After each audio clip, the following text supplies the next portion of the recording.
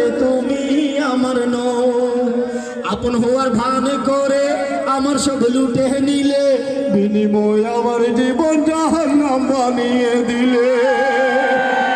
এখন আবার ছট করে ঘরে ঢুকতে চাও, এখন আবার ছট করে ঘরে ঢুকতে চাও।